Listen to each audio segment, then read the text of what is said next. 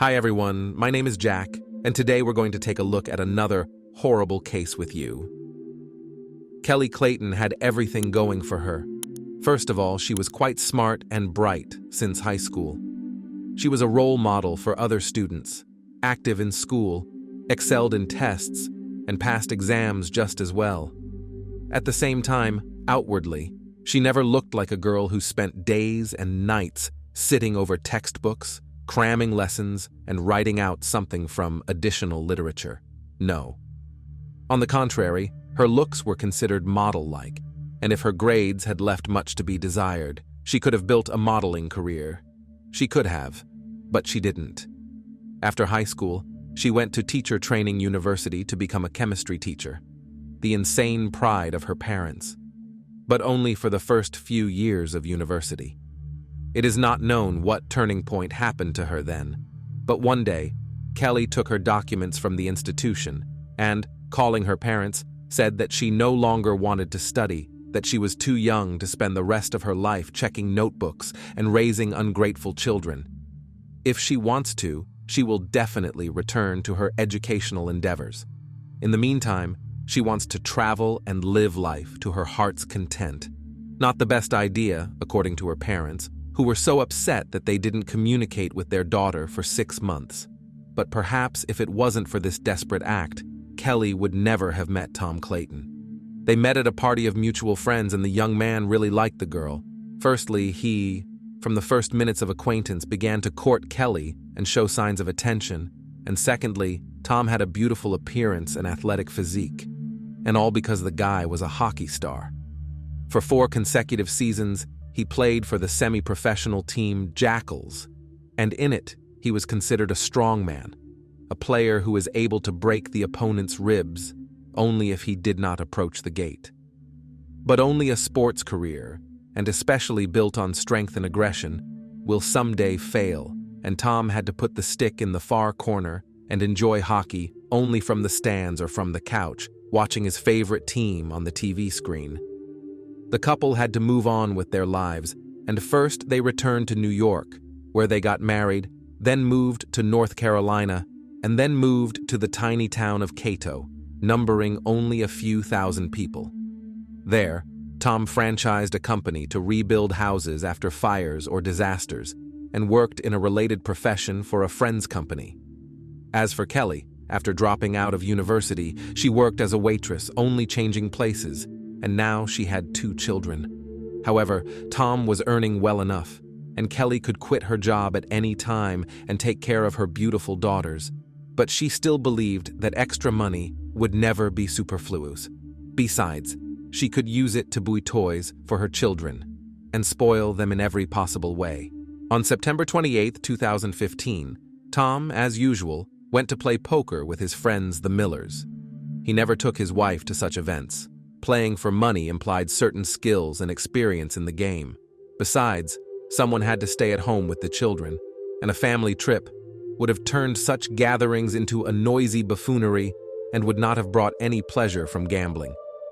That evening, Tom was not lucky in the game, but he did not get up from the table, but on the contrary, tried to win back and offered anyone who wanted to stay to play until morning, but no one supported him, and he went home. At home, however, a terrible picture opened before him. His beloved wife was lying in her own pool of blood, badly beaten and, at first glance, was not breathing. Tom panicked and ran through the rooms looking for his children, and, luckily, they were fine but very frightened. He grabbed his daughters and headed to his neighbor Derek's house, trying to make sure the children didn't see their mother's mutilated body, and already from the neighbor's house, he dialed the police number. The officer who arrived on the scene found Tom sitting on his knees in front of his wife's body, trying to give her artificial respiration. Only the EMTs were able to pull the man away, who voiced the terrible and unpleasant information. Kelley had been dead for a long time, and neither they nor he could do anything to help her. All 2 floors of the house were drenched in blood. A major mess was in the bedroom. Apparently, there had been a struggle between Kelley and the perpetrator who had committed his atrocity, despite the fact that there were children in the house at the time. Kelley was pushed down the stairs, evidenced by the knockdown banister, and beaten on the head with a blunt object until they were sure she was dead. There were no hints of knife or gunshot wounds. The policeman who filmed the crime scene noted to himself that Tom was shocked by what had happened and seemed lost in space. He walked from one corner of the room to another, entered the room for a split second, and immediately left it. And he could not tell the policeman where the children's room was or where the emergency exit from the house was. But when asked where Tom himself was at the time of the murder, he answered calmly that he had been at a friend's house all evening, where they were playing poker.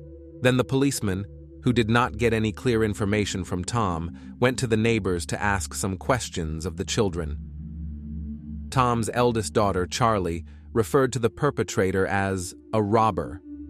According to the words of the eldest daughter, she and her sister were almost asleep, but they heard their mother start screaming loudly from the next room, "Charlie, run! Run away from here!" And then the whole place shook like an earthquake. The girls, after listening to their mother, cautiously went out of their room, but saw the criminal leaning over their mother and beating her with what appeared to them to be a hammer. The girls ran back into the nursery, closed the door with a small nightstand, and hid under the bed. It was a good thing. The criminal wasn't looking for them, because that nightstand, as the policeman pointed out, was so small that it would hardly have apprehended a burglar. Say, what did this burglar look like? Well, he was a big one, like a bear. That big? Wow. What was he wearing? Blue jeans and a black shirt. He was also wearing a mask, like the one Daddy wears when he goes hunting with Mr. Bourne to shoot ducks. So your daddy has a mask like that too. Will you show me? I'd have to ask him where it is. I don't know. What else did you notice when you saw the robber? He had eyes like Dad's, and I don't remember anything else. I saw him literally just a little bit, got scared, and we quickly ran back inside. Police officers checking the house were unable to confirm the girl's account that the perpetrator was a burglar. There were no signs of forced entry at either the front or back door, although on the other hand, the gate to the garage was open and the perpetrator could have entered the house through the garage. Another thing that the police noted is that nothing was stolen from the house. Jewelry was left untouched, lying in a jewelry box, and the safe where Tom kept the cash was not even touched. The doors of the cabinets in the house were also all closed. Usually burglars check every little cabinet, every shelf, but here the whole mess was the aftermath of a fight. Experienced officers, it would seem, understood everything at once. Tom pretends to be a heartbroken husband, and it was he who killed his beloved wife and the mother of his children in order to further receive insurance payments. If Kelley's life was insured, and husbands' murderers developing a crime plan always insure the life of their wives, then in case of her death, he could get up to $1 million. All that's needed is to gather evidence and the case will be solved. Especially since even her own daughter said that the mask on the robber was like her father's and eyes like her father. However, the police did not find the hunting mask in the house. After finding out where Tom had spent his time that night, the police questioned the other poker players. "Is Tom the killer? Do you really suspect him?" wondered one of his friends. "That poor guy had his wife murdered, for crying out loud. And instead of looking for the bastard, you want to pin everything on him? How could you think of such a thing?" "No, Tom certainly couldn't have done it. I've known him a long time," replied another, less emotional friend. "He worked 2 jobs around the clock because he loved both Kelley and his kids. There's just no way that could happen. Plus, he was with us all night. We played poker, and even when everyone was tired, he kept insisting on continuing to play." Tom really was suspicious that evening, said his acquaintance Laura. "During a break in the game, he took me into the next room and asked me to give him my phone to call his wife. He supposedly forgot his phone in the car and didn't want to go get it. I was first surprised that the car was 10 meters away from the house. Go to it and get the phone. but still gave him a call. He stepped back to make the call outside. I didn't hear who or what he was talking to, but when I decided to check the outgoing calls, there were no numbers in the call history, so he just deleted the call. Wouldn't you agree that's odd? I told my husband about it, and he was as surprised as I was. My husband was sitting at the playing table next to Tom and noticed that Tom was not watching the process of dealing cards or watching the people around him, which is very important in poker, but was sitting with his head bowed over the surface of the table where the cards were hiding the screen of his phone. He had his phone on him. Why had he tricked me then? Where was he calling? Who couldn't he call from his phone? After Laura's testimony, the police once again questioned Charlie, Tom's daughter, and the girl repeated what she had told the policeman the first time. The robber looked a lot like her father. The next testimony was given by the niece of the murdered, already after Tom was behind bars. I didn't tell Aunt Kelly. I just didn't want to upset her. She was very fond of Tom. She literally loved him, and besides, she has 2 children by him. They are my sisters. Who needs my truth? Tom was not the man he appeared to be at first glance. Yes, he occasionally spoiled my aunt with attention and flowers.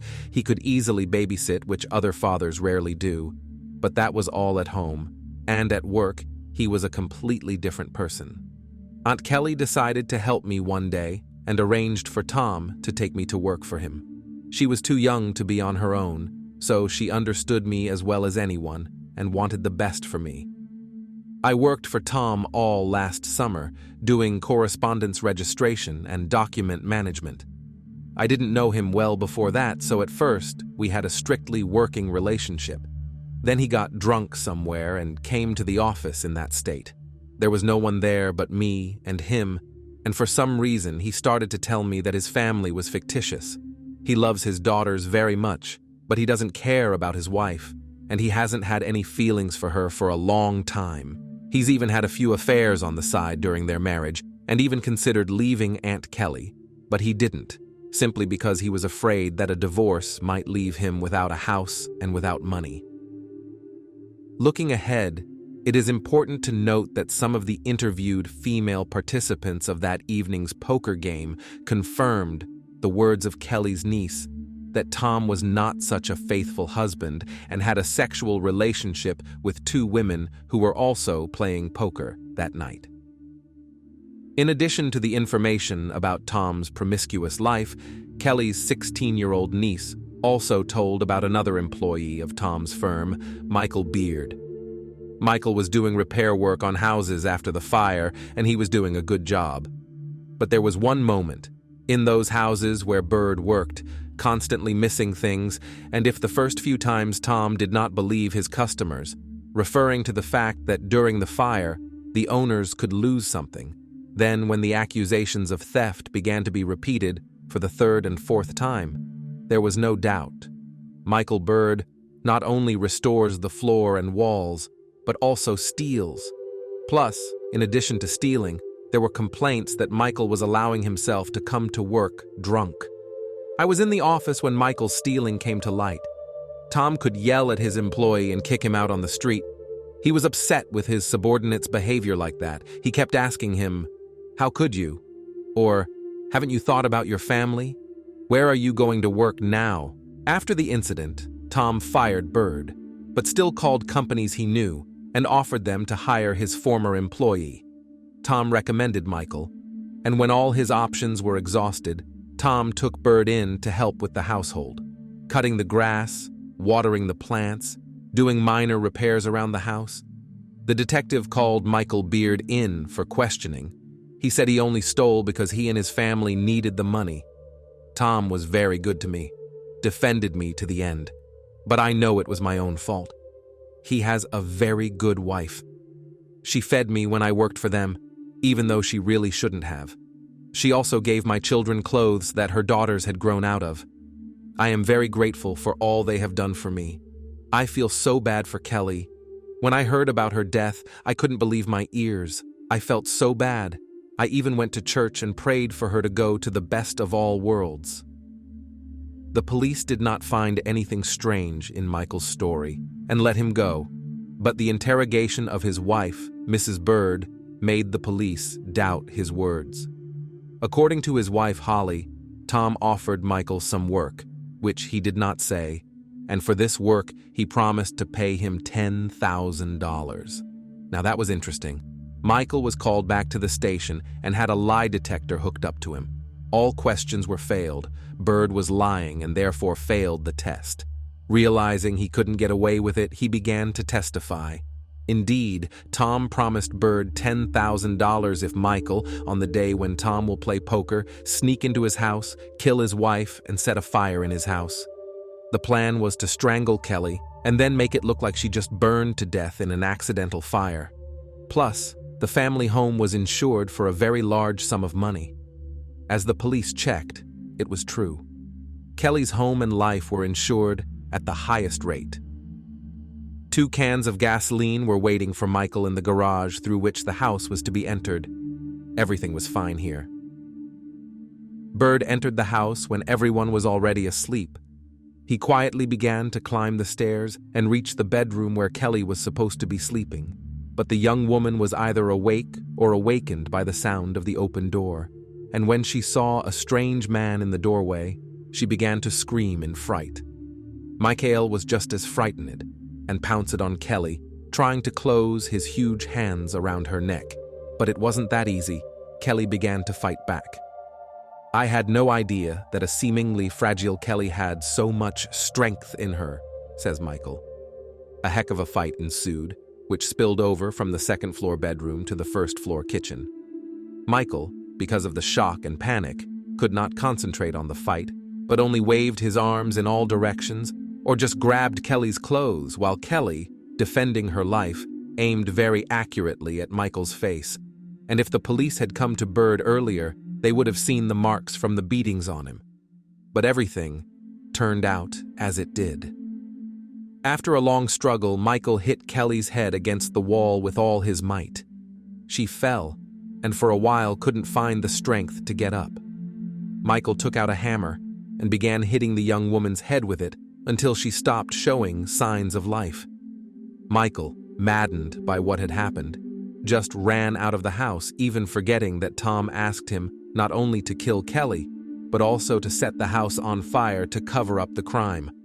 Michael had an accomplice, Mark Blanford, who, in fact, served only as a driver. The day before it happened, I got a call from Michael. I had worked with him on a construction site for a long time, and I had stayed with him for a couple weeks last year, so I knew him well. I knew Michael was into petty theft, so when he called me and asked me to drive while he broke into someone's house, I wasn't surprised. I wanted to turn him down, but he offered me $500. I thought long and hard at first, but he talked me into it. He said he just wanted to rob a businessman, and he needed help to get out of there before the cops got there. He said he'd help with the car. I gave in to his entreaties, but on the condition that I park somewhere far away from the house. He agreed. That evening, I waited for him in that car in a dark alley, and he came back quickly enough, breathing heavily and telling me to move as fast as possible. He didn't have any bag or sack on him, which didn't look much like a robbery. I didn't ask him any questions along the way, simply because I didn't want to know anything. I just wanted my $500, which, by the way, I didn't end up getting. On the way out, he asked me to stop at a bridge over a creek a couple blocks south of here. I stopped there. He hastily stripped off his outer garments and threw them off the bridge. If you need to be shown the place, I'll show you. Indeed, police officers who arrived on the scene at Mark's behest found parts of Michael's outer clothing near the creek, as well as the hammer used to kill Kelley. Michael, already in custody on suspicion of first-degree murder, began to change his testimony. According to him, he was indeed hired by Tom, indeed for $10,000, but only to commit arson at the house and nothing more. There was no question of murder. When he went into the house, however, Kelley was already dead. "And who killed her?" the detective asked. "I think it was Tom. He offered me money for murder and arson from the beginning, but I refused the first offer. I'm not willing to kill a man for any money. He said I had nothing to fear, but he never could talk me into it. You may not believe me, but I almost lost my mind when I saw Kelley's body. I knew right then and there that he was setting me up, so I ran out of the house. He's the killer, Michael insisted. Michael spent a very long time assuring the police of his innocence, and all because he did not know that Mark had shown the place where Bird had thrown out his things, and that his clothes, as well as the murder weapon, had already been submitted for examination, and the experts found both on his clothes and on the hammer, the blood of Kelley Clayton. And that was the most direct proof that it was him who killed Kelley, not someone else.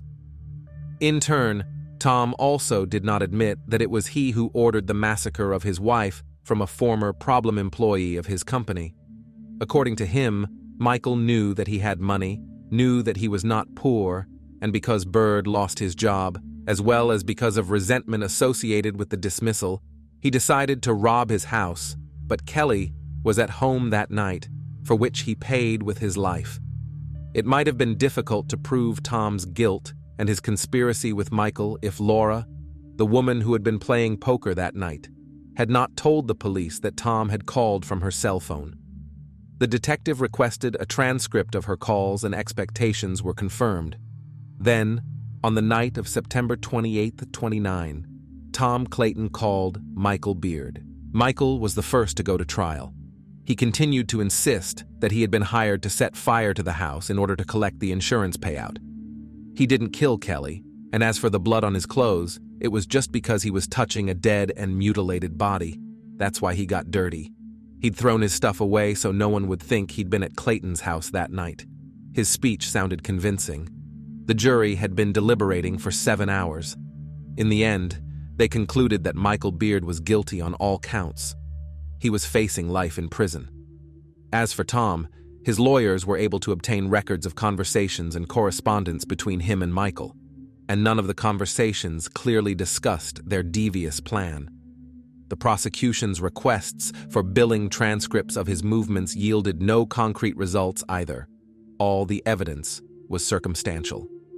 If it weren't for one nuance, the car in which Mark had given Michael a ride was registered to Tom's company, and Tom, coming to the office on his personal Toyota, left it in the parking lot, where for some reason moved to the company pickup truck, which later drove to Michael's house and left there, and took back the day after the tragedy.